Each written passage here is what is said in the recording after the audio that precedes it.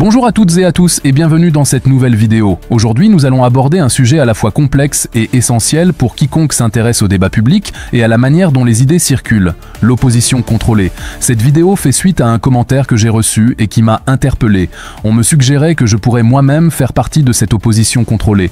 Loin de m'en offusquer, j'ai trouvé cette remarque extrêmement intéressante. Elle m'a donné l'envie de créer ce contenu pour que nous puissions, ensemble, décortiquer ce concept en profondeur.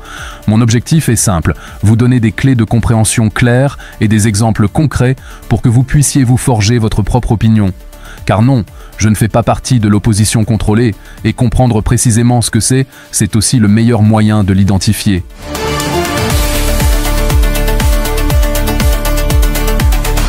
Alors, commençons par le début. Qu'est-ce que l'opposition contrôlée? Imaginez un système, un pouvoir en place. Ce pouvoir, quel qu'il soit, politique, économique, idéologique, sait qu'il y aura toujours des gens qui ne seront pas d'accord avec lui. C'est naturel, c'est même sain dans une société. Plutôt que de combattre cette opposition de front, ce qui pourrait la renforcer ou la rendre plus visible, le pouvoir peut utiliser une stratégie beaucoup plus subtile. La créer lui-même ou la récupérer à son profit. L'opposition contrôlée est donc une forme de contestation qui semble s'opposer au pouvoir en place, mais qui est en réalité secrètement dirigée ou manipulée par ce même pouvoir. C'est un leurre. Son but n'est pas de renverser l'ordre établi, mais au contraire de le maintenir. Comment? En canalisant le mécontentement. Elle offre une soupape de sécurité à la colère et à la frustration des gens. Elle donne l'illusion qu'un débat existe, que des voix dissidentes sont entendues, alors qu'en réalité, tout reste sous contrôle. Les lignes rouges fixées par le pouvoir ne sont jamais franchies. Pensez à un match de boxe où l'un des boxeurs ferait semblant de se battre. Il encaisse quelques coups, donne l'impression d'en donner, mais il est payé pour perdre à la fin. Pour le public, le spectacle est total, la tension est palpable, mais le résultat est connu d'avance. L'opposition contrôlée, c'est un peu ce boxeur. Elle fait le spectacle de la contestation, mais elle ne menace jamais réellement le champion en titre. Pour bien comprendre, voyons ensemble les mécanismes concrets que l'opposition contrôlée utilise. Il y a plusieurs stratégies typiques. Premièrement, la simplification et la caricature. L'opposant contrôlé va souvent prendre une cause légitime, mais il va la présenter de manière si extrême, si caricaturale, qu'elle en devient ridicule ou inaudible pour le grand public. Exemple concret, prenons l'écologie. C'est une préoccupation majeure et légitime. Une opposition contrôlée pourrait se manifester par un groupe qui, au nom de l'écologie, prônerait des actions tellement radicales et déconnectées de la réalité quotidienne des gens, comme l'abolition immédiate de toutes les voitures sans alternative viable, que la majorité du public se détournerait non seulement de ce groupe, mais de la cause écologique elle-même, la jugeant extrémiste.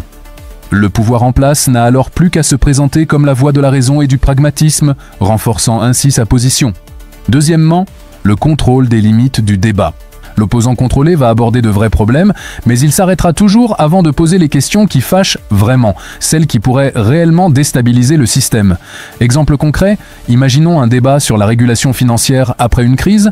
Un opposant contrôlé pourra critiquer avec véhémence les bonus excessifs des traders. C'est un sujet qui va capter l'attention du public et générer de l'indignation. C'est facile à comprendre et ça paraît juste. Cependant, cet opposant n'abordera jamais les mécanismes fondamentaux qui permettent ces crises, comme la déréglementation massive de certains produits financiers ou le rôle des agences de notation. En focalisant le débat sur un aspect secondaire et moral, les bonus, on évite de remettre en cause la structure même du système financier. Le pouvoir peut alors lâcher les bonus, donnant l'impression d'avoir écouté la critique tout en préservant l'essentiel. Troisièmement, la division pour mieux régner. C'est une stratégie vieille comme le monde. L'opposition contrôlée peut servir à fragmenter un mouvement de contestation naissant en créant des divisions internes. Exemple concret, prenons un mouvement citoyen qui commence à prendre de l'ampleur et à unir des gens d'horizons très différents autour d'une cause commune, par exemple la justice sociale. Une figure d'opposition contrôlée pourrait émerger au sein de ce mouvement et commencer à insister lourdement sur des points de détail ou des sujets clivants qui n'étaient pas au cœur de la mobilisation initiale. Par exemple, des questions sociétales très polarisantes ou des stratégies d'action qui divisent. Le débat va alors se déplacer de l'objectif commun vers des querelles internes. Le mouvement perd son unité, son élan et finit par s'épuiser de l'intérieur au grand soulagement du pouvoir qu'il cherchait à interpeller. Quatrièmement, l'usurpation de la crédibilité.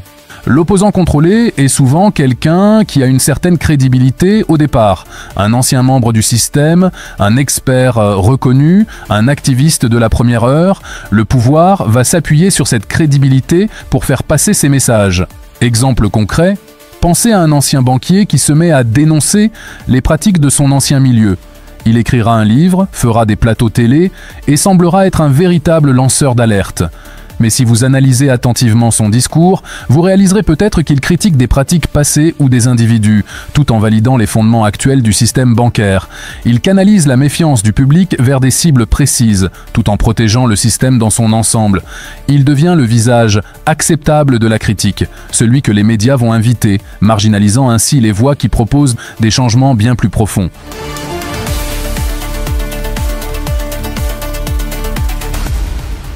Alors, la question à 1 million d'euros, comment faire la différence entre une véritable opposition et une opposition contrôlée ?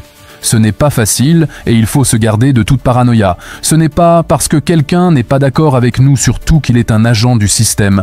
Cependant, il existe des faisceaux d'indices. Regardez le traitement médiatique. Une figure de l'opposition est-elle systématiquement invitée sur les grands plateaux de télévision, même quand ses idées sont présentées comme radicales ? Les médias dominants ont tendance à ignorer ou à diaboliser les menaces réelles pour le pouvoir. S'ils offrent une tribune en or à un opposant, il est légitime de se demander pourquoi. Est-ce pour le combattre ou pour en faire la vitrine officielle de la contestation, une version inoffensive de celle-ci ?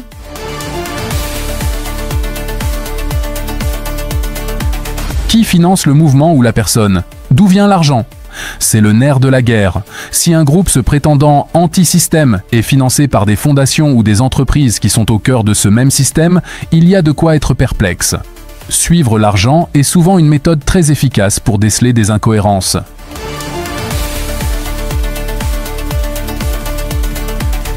Après des années de lutte, quels sont les résultats obtenus par cette opposition ?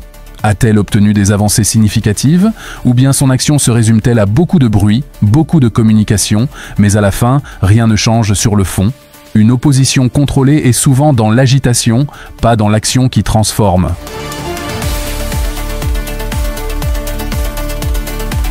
Comme nous l'avons vu, où sont les lignes rouges ? Quels sont les sujets tabous que cet opposant n'aborde jamais ? S'il critique les conséquences mais jamais les causes profondes, s'il désigne des boucs émissaires mais jamais des structures, la méfiance est de mise.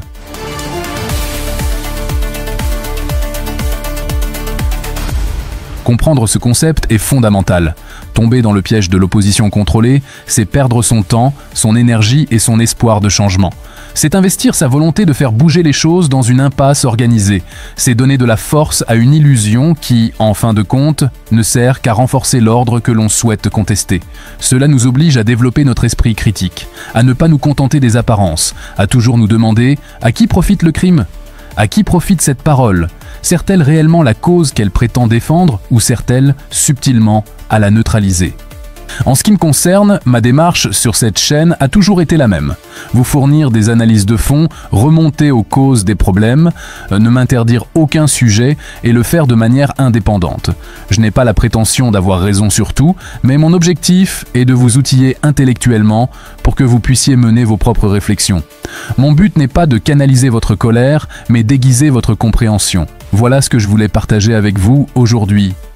C'est un sujet délicat mais essentiel. J'espère que ces explications et ces exemples vous auront éclairé.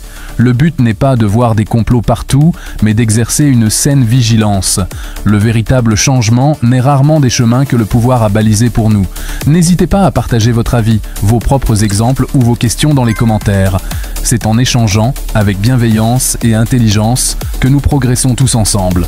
Je vous remercie pour votre attention et je vous dis à très bientôt pour une prochaine vidéo.